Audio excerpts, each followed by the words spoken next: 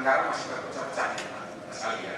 Nah, masuk di 2014, jadi semua penganggaran dalam rangka pemulangan penanganan TKI di shelter KBRI dan advokasi itu penganggarannya tersentralisir di Kementerian Luar Negeri. Jadi semua anggaran di sini.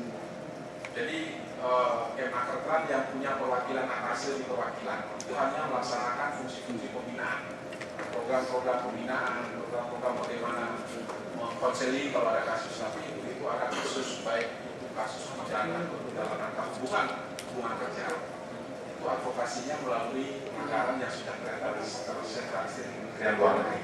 Nah, ini melalui proses bilateral yang sudah dilakukan oleh Bapenas, oleh BNP, oleh Kementerian Keuangan, dan kadang-kadang juga Kemenakkertran diajak bicara walaupun tidak seluruhnya. Nah, ini penyediaan pengacara khusus ini sebetulnya sudah berjalan memang maksimal perlu dimaksimalkan. Nah, overseer tadi saya sudah bahas bahwa ini modus overseer ini melalui umroh kita sudah meminta dan bahkan pernah rapat koordinasi di bawah koordinatornya Menko Kesra, semua dibilang pihak kepolisian, terus yayasan haji, Direktorat Jenderal Haji ya kalau nggak salah ya di Kementerian Agama, terus semua yayasan biro jasa yang memfasilitasi melayani itu mereka umroh haji diundang semua, ada saksi-saksi pidana yang saya sampaikan. Ya kita minta Kementerian Agama kalau memang mereka kan mau disebut kalau umroh harusnya itu tiketnya kan return one way, bukan one way, pokoknya PP. Tapi modusnya itu yang terjadi. Modusnya overstay yang kaburan itu Pak, bukan yang umroh saya anggap bukan overstay. Nah itu kan kalau yang ya ada dua sih. Pertama yang masuknya legal tapi nanti kaburan. Ya. Terus yang kedua melalui overstayer tapi mereka bekerja. Umroh ya, umroh dan overstayer mereka bekerja. Nah ini yang kalau yang melalui umroh kita sudah koordinasi dengan Kementerian Agama.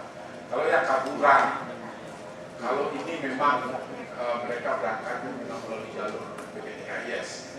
Bukan saya mengatakan legal, semua legal. Tapi bisa juga berangkatnya dokumen, tapi begitu sudah di sana kabur, atau mungkin tidak betah, atau mungkin begitu selesai masa kontraknya tidak diperpanjang sebagaimana aturan. Mereka berpanjang sendiri, tidak ada BPTKIS yang mengawal, ini menjadi bukan dokumen, jadi mereka tidak lagi ada yang mengawal kalau ada masalah. Nah ini sebetulnya penanganan perlindungan ini semua dilakukan oleh Kementerian Luar Negeri. Untuk start 2015 semua perlindungan TKI BNI itu ada di Kementerian Luar Negeri, bukan di perwakilan, tapi kan perwakilan itu kan di bawah koordinasi dari Kementerian Luar Negeri.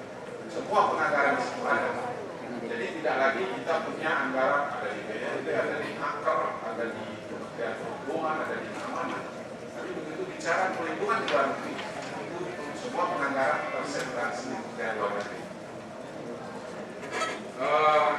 Yang selanjutnya adalah yang memang benar, Mas, ini wilayah akreditasi luas. Ini barusan teman yang dari Jeddah, Mas Bilaksana, itu baru pulang dari sana, dari Garisa yang lain. Memang cukup luar biasa wilayah akreditasi luas mereka yang luar biasa. Nah, bagaimana kita mensiasati? Kami dari sisi PT KRN Pusat punya program-program yang namanya TKS, tenaga kerja sukarela di sana. Kita rekrut, kita beri honor lah bulanan ke mereka, gitu kan. Jadi karena kan ruang gerak mereka kadang-kadang kan luas, gitu ya. Jadi ada yang terjadi kasus-kasus di mana mereka melaporkan ke KBRI. Kalau dikatakan sama kuasa seperti yang terakhir itu ya. Alam. Tidak mau disebut pendamping bersama-sama lah, gitu ya. Sudah bersama-sama. Kami berharap itu, cuma memang lagi-lagi keterbatasan anggaran kami. Kami hanya bisa setahun ya paling mereka 20 orang dengan ya honor per bulan dalam 1 bulan istilahnya kasih bapak juga kan. Tapi yang kita gunakan ya kita rekrut ya orang-orang kita di sana yang memang concern, yang memang punya perhatian khusus terhadap warga kita di sana. Nah masalah lembaga khusus, saya ingat pada saat rapat kabinet terbatas waktu pada zaman Pak Muhaimin Iskandar dengan Pak SBY pada saat itu kan ada Kepres 15 yang dikeluarkan oleh Pak Presiden. Kepres 15 tim terpadu perlindungan TKI itu beranggotakan 17 kementerian lembaga. Jadi sebagai koordinatornya adalah Kemenakkertran pada saat itu Pak Menteri, pemaparan, habis menyampaikan pemaparan di sekolah di depan sidang kabinet terbatas. Saya kebetulan ikut beliaunya di dalam ruang kaca sebagai aslot. Jadi apa perbincangan di dalam laporan saya dengar semua. Sampai Pak Menteri bilang, "Man, kamu catat BP saya, nanti kalau ada pertanyaan yang saya nggak bisa jawab saat ini, kamu langsung ke uang saya." Itu kan beliaunya. Pak, yang saya ingat statement bukan statement atau omongan Pak Presiden itu.